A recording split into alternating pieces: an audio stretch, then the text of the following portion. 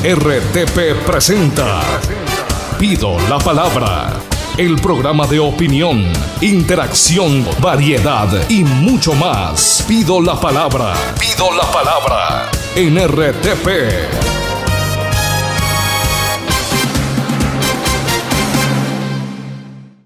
Muy buenas tardes, amables televidentes, bienvenidos a una emisión más de Pido la Palabra. Hoy le pedimos la palabra al abogado Jofre Junior Montiel para dialogar y para hablar sobre un tema bastante importante y yo sé que le va a interesar mucho a la comunidad de los televidentes y es relacionado con el tema laboral, el derecho laboral a nivel del municipio de Puerto Río y del país, por supuesto. Jofre, doctor, muy buenas tardes, bienvenido a Pido la Palabra. Muy buenas tardes, Benjamín, muy buenas tardes a la comunidad. Estamos aquí pues desde SMAI Mosby, Agencia Jurídica, agradeciéndole nuevamente por esta invitación a este programa tan importante para la comunidad porteña y que nos permita a nosotros los profesionales de nuestro pueblo contribuir al mejoramiento de la calidad de vida de las personas y a que las personas conozcan, ¿cierto?, cuáles son sus derechos, cuáles son sus deberes en este tema que vamos a estar conversando el día de hoy, que es el derecho laboral. Doctor, ahorita lo veíamos incluso en el noticiero a nivel de la inspección de trabajo del municipio de Puerto de Río. Mensualmente acuden entre 300 y 350 personas con algún inconformismo en la parte laboral. A nivel del consultorio de ustedes, de este pool de abogados, generalmente, ¿cuáles son las estadísticas, las cifras en cuanto a ese inconformismo laboral? ¿Cuáles son los tipos de quejas que más presenta la comunidad? A ver, hombre, Benjamín. En nuestra agencia jurídica nosotros hemos estado recibiendo diversos tipos de casos. Uno de ellos muy sonado hace aproximadamente un año, ¿cierto?, con una entidad pública de nuestro municipio en el cual sus prestadoras de servicios y sus empleadas hicieron un paro, ¿cierto?, un cese de actividades. Y entonces han estado acudiendo una en una, ¿cierto?, después de un año ellos haber ejercido ese derecho laboral que tienen todos los trabajadores, como lo es la huelga, y han estado acudiendo de nosotros a que nosotros les prestemos el servicio, nuestra asesoría jurídica para ella reclamar unos pagos atrasados que esa entidad les ha hecho, en este caso el Hospital La Cruz, en el municipio de Puerto de Río. Algunas de ellas han estado acudiendo de nosotros y hemos visto que se les han vulnerado no solamente su derecho al trabajo, ¿cierto?, su derecho a la remuneración, sino que también ese derecho ha ido con eso junto con otros, como la calidad de vida, la dignidad de la persona, incluso el derecho de los niños y el mínimo vital de los ancianos, Benjamín. Entonces, desde nuestra agencia jurídica lo que hemos estado haciendo es protegiendo los derechos de las personas, de esas enfermeras que se han acercado de nosotros, ¿cierto?, para que nosotros protejamos sus derechos a través del mecanismo que el cual mi compañero Manuel Jaime Monsalve Marín estuvo hace 2 semanas explicándoles que fue la acción de tutela. Nosotros hemos estado protegiendo ese derecho y afortunadamente hemos contado con una muy buena argumentación jurídica, una buena argumentación de protección internacional de los derechos humanos, uno de ellos el derecho al trabajo, y ha caído bien eso en la judicatura, es decir, en los jueces, y ellos nos han aprobado, ¿cierto?, todos esos argumentos que nosotros les hemos dado, y alrededor de 5 o 6 enfermeras, ¿cierto?, enfermeras han podido recibir sus dineros. Bueno, partamos de eso, de lo que es el derecho al trabajo a nivel de la Constitución, a nivel de las leyes. ¿Qué quiere decir eso? Que todo colombiano tiene derecho al trabajo. ¿Qué significa eso para un ciudadano? Muy bien, Benjamín. Tú estás haciendo referencia al artículo 25 de la Constitución Política de Colombia, en el cual todos nosotros los colombianos tenemos derecho al trabajo. Pero de igual forma no hay que dejar por fuera algo que mi compañero les explicó hace 15 días, que es el bloque de constitucionalidad. ¿Qué es esto, señoras y señores? Y es que son las normas de carácter internacional que tienen relevancia en Colombia. ¿Todo esto a través de qué? Del artículo 93 de la Constitución Política de Colombia. Es decir, nosotros como país cedemos un espacio, un territorio, digámoslo, jurídico, para que normas internacionales tengan relevancia aquí en Colombia, a través del artículo 93 de la Constitución Política de Colombia. Claro que es de aclarar que a nivel de nuestra Constitución tenemos otros 5 o 6 artículos en los cuales puede tener relevancia el derecho internacional en Colombia, como es el artículo 9, el artículo 53, el mismo 93, 94 y el 214, numeral 2, inciso segundo, ¿cierto?, de nuestra Constitución Política de Colombia. Pero cuando yo estoy hablando de que la Constitución me debe garantizar el derecho al trabajo, ¿qué puedo exigir a partir de ese artículo, de ese derecho? De ese derecho, Benjamín, al respecto, la Corte Constitucional, ¿cierto?, la Declaración Universal de los Derechos Humanos, la Declaración Interamericana de los Derechos Humanos, ¿cierto? Una declaración, porque tenemos que entender que los derechos humanos son para todo el mundo, pero existe una declaración americana, ¿cierto? Para todas las personas que vivimos en el territorio americano sobre los derechos humanos. Hay dos artículos muy importantes. El 23 en la declaración, que dice que toda persona tendrá derecho al trabajo, ¿cierto? En la Declaración Universal, en la que es para todo el mundo. Y en el artículo 14 de la Declaración Americana de los Derechos Humanos, dice textualmente lo mismo. Toda persona que trabaja tiene derecho a una remuneración, ¿cierto? Tiene derecho también a que exista, a que ella disponga de esa capacidad, esa destreza que ella tiene para desarrollar una labor. El artículo 25 de nuestra Constitución lo dice, palabras textuales: el trabajo es un derecho y una obligación social y goza en todas sus modalidades de la expresión protección del Estado. Toda persona tiene derecho al trabajo en condiciones dignas y justas. ¿Qué nos está diciendo la Constitución Política de Colombia? Que nosotros como colombianos tenemos derecho a acceder a un trabajo, y cuando accedemos a él, ese tiene que ser en condiciones dignas y de justicia, ¿cierto? Y que además de eso, tiene que ser remunerado, porque si yo trabajo de gratis, ¿cierto? Digamos que en cierto sentido sería un retroceso en la historia jurídica de nuestro país, y sería volver a ¿qué? A ese periodo negro, ¿cierto? De la esclavitud. Perfecto. Partamos, doctor, de una cosa: ¿a qué se le denomina trabajo como tal?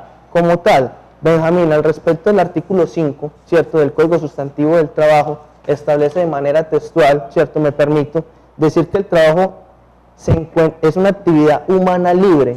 ¿Cómo así que una actividad humana libre? Recordemos que nuestra Constitución, ¿cierto?, una Constitución que es liberal, ¿cierto?, nos permite a nosotros escoger libremente cuál va a ser nuestro trabajo. Tú escogiste ser locutor, ser presentador de televisión. Nosotros tuvimos la oportunidad de escoger y ser abogados, ¿cierto? Los compañeros aquí presentes tuvieron la oportunidad cada uno de ser un camarógrafo. Las personas que nos están oyendo tuvieron la oportunidad de escoger lo que son, ¿cierto? Algunos dirán, ¿cierto, Benjamín? Porque es muy válido también hacer esa apreciación. Otros dirán, me tocó escoger ser zapatero, me tocó escoger, sin denigrar de ningún tipo de trabajo, me tocó ser comerciante porque las situaciones no se dieron.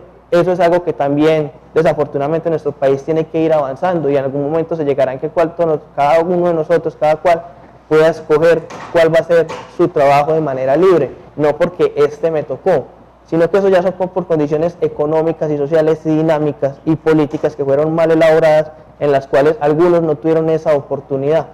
¿Listo? Benjamín, entonces al respecto hay que decir que el trabajo es una actividad humana libre, o sea, yo escojo qué voy a trabajar, yo escojo qué es lo que voy a hacer. Nadie le puede decir, usted debe hacer... Usted debe hacer esto. No, Benjamín, porque es que eso sería atropellar la dignidad humana de la persona. Yo no puedo decirle a mi hijo, a mi hija, a mi sobrino, a mi sobrina, usted va a ser médico, usted va a ser abogado, usted va a ser pintor. No, es una decisión de cada persona, ¿cierto? Es una decisión que va teniendo como base sus capacidades, las capacidades que esa persona tenga. Pero al respecto hay que seguir también diciendo que el trabajo es material e intelectual. ¿Cómo así que material? Un trabajo material es el que desarrolló la persona que hizo esta mesa. Físico. ¿Cierto? Un trabajo físico. Un trabajo intelectual es el que hacen nuestros profesores en cada una de sus aulas de clase. ¿Cierto? Eso es un trabajo intelectual. Hay que seguir diciendo que también es permanente o transitoria. El trabajo es una labor que es permanente o transitoria en el sentido de que yo puedo trabajar de manera indefinida o de manera definida. Yo trabajo, ¿cierto?, en el tiempo que yo quiera, en el tiempo que yo desee. Además de eso, que lo ejecuta, ¿cierto?, una persona natural conscientemente a servicio de otra. Al respecto hay que decir, y es una de las frases que a mí más me ha marcado en la vida, porque vos recordarás que yo laboré en una empresa privada aquí en el municipio de Puerto Rico muy importante durante 5 años, y es que el que no sirve para vivir, ¿cierto?, el que no sirve para servir, no sirve para vivir.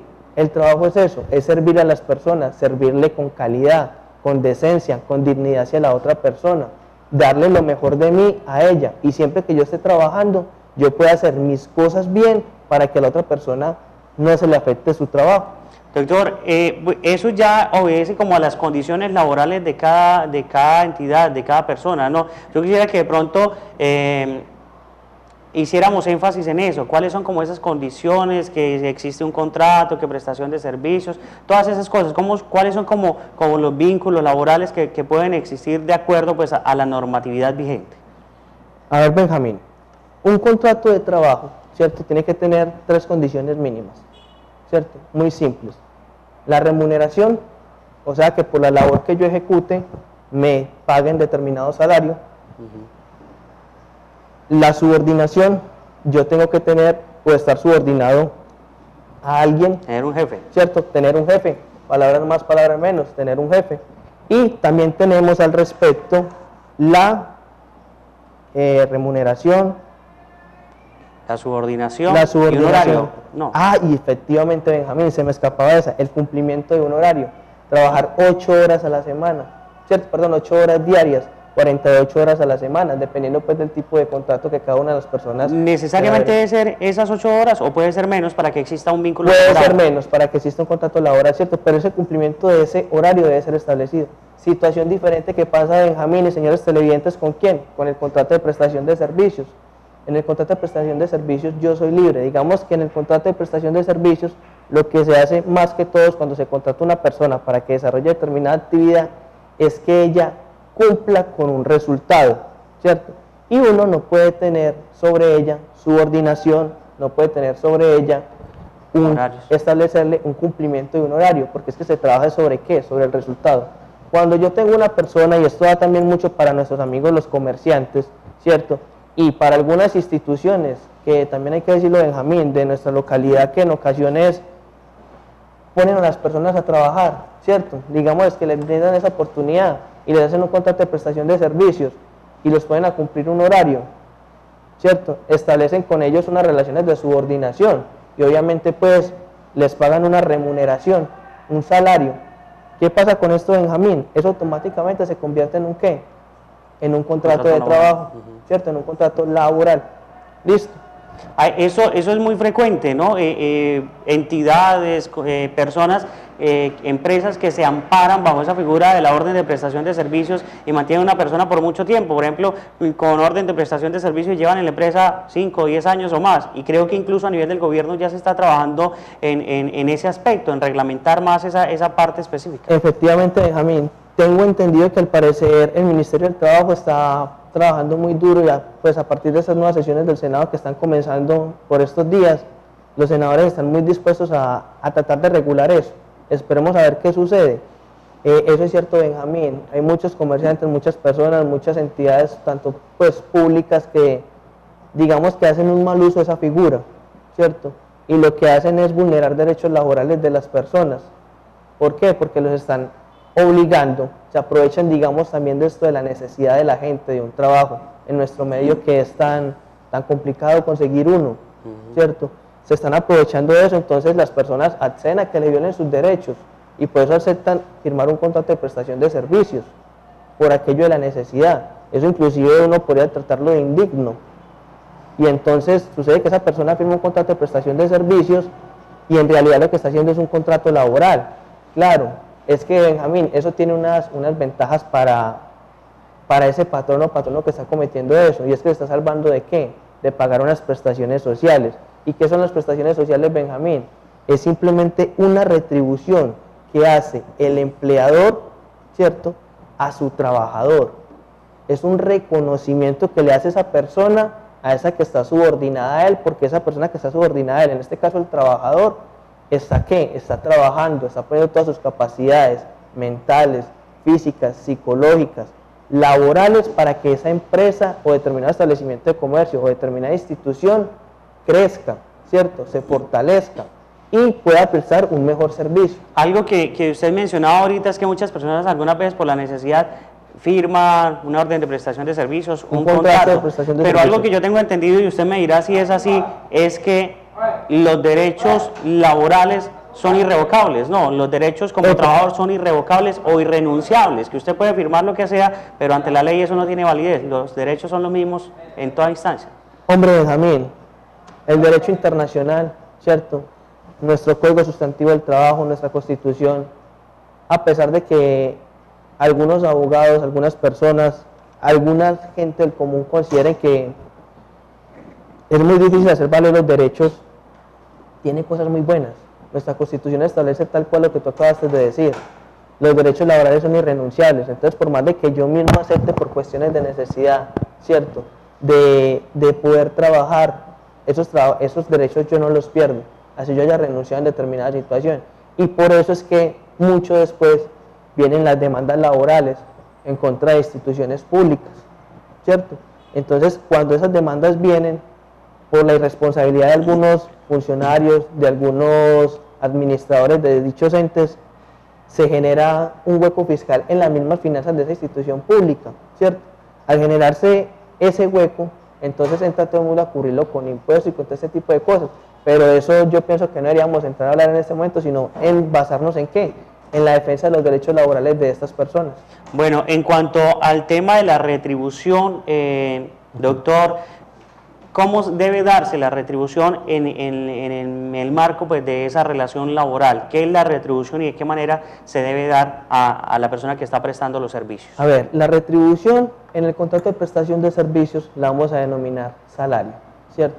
Es un salario que es fijo, que cumple con unas condiciones que acordamos de tú a tú, las dos personas. Eso sí, Benjamín, nunca podrá estar por encima del salario mínimo legal mensual vigente establecido por decreto presidencial o por acuerdo entre las centrales obreras trabajadoras y el gobierno de la República, ¿cierto? Al iniciar cada año. En el contrato de prestación de servicios será por honorarios, ¿cierto? Entonces, es decir, ahí sí se podría estar hablando de que puede estar por debajo del salario mínimo legal mensual vigente, porque puede que una persona simplemente tenga que ir a limpiar una finca, ¿cierto? El potrero de una finca por 400.000 pesos, y resulta que era un solo potrero y ese potrero tenía 100 metros cuadrados, estoy suponiendo pues situaciones, y la persona va y lo limpia y resulta que lo limpió en 3 días, entonces ahí sí podemos hablar de honorarios. En el contrato de trabajo hablaremos de ¿qué? De salarios, que es previamente establecido y que nunca podrá estar por debajo ¿de qué? Del salario mínimo legal mensual vigente establecido para cada año en Colombia. Que una cosa también es, no sé, el sueldo y otra cosa es el salario, ¿cierto? Porque si estamos hablando de salario incluye también lo que tiene que ver con otras garantías, otras el salario incluye otros tipos de beneficios, Benjamín, como lo son pues el pago de las prestaciones sociales y todo este tipo de cosas, como lo son las cesantías, ¿cierto? Como la prima de servicios, las vacaciones y todo eso, es una cosa más integral. Bueno, yo creo ya se nos acabó el tiempo. Ya tan rápido, y yo que estaba asustado, hombre. Imagínate. Perfecto. Eso. Doctor, no, pues agradecerle por esta invitación. Este tema laboral es súper amplio y creo que en 20 minuticos imposible abordarlo en su totalidad, pero esperamos poder seguir contando con su presencia en este espacio y bueno, para brindarle esa asesoría jurídica a los televidentes de RTP, a la comunidad porteña. Sí, a la comunidad de Puerto Berrío, a Benjamín y su programa Pido la Palabra, para el Maimor de Agencia Jurídica es muy importante estar aquí de cara a la comunidad, brindándole estas asesorías jurídicas. Esperamos, Benjamín, que podamos establecer un acuerdo y te comprometo aquí en la antecámara de una vez para que estemos conversando al respecto y podamos nosotros también seguir aportando al desarrollo de nuestras comunidades a través de esto, el conocimiento de los derechos de ellas mismas, ¿cierto? Un saludo muy especial para todos los televidentes, a todos nuestros usuarios y afiliados en nuestra agencia jurídica, que ya pues Manuel les estuvo por aquí contando en nuestro programa. Es un servicio que nosotros estamos ofreciendo a todas las personas, es una especie de mensualidad por 15.000 pesos, ¿cierto? 15.000 pesos mensuales, en el cual ustedes tienen acceso a casi 17 servicios jurídicos, con 2 abogados muy jóvenes, no pasan de los 24 años de edad, y que están aquí brindándole a su pueblo, a su comunidad, lo mejor de sí y toda la responsabilidad y toda esa sencillez y todo ese profesionalismo que un abogado debe mostrarle a la gente. Entonces los estamos invitando para que se acerquen a nuestra agencia jurídica aquí en la calle 52, ¿cierto? En la carrera 52, en la calle 52 entre carrera séptima y octava, para que estén ahí con nosotros. Nuestros teléfonos son 833-0703 y 312-836-7852. Bueno, muchas gracias entonces al doctor Joffre Junior Montiel Espinosa. Ustedes lo acaban de escuchar entonces. Muchas gracias a todos ustedes. Los invitamos a continuar con RTP. Dios mediante, mañana estaremos en una emisión más de Pido la Palabra. RTP presenta Pido la Palabra. El programa de opinión, interacción, variedad y mucho más. Pido la palabra. Pido la palabra en RTP.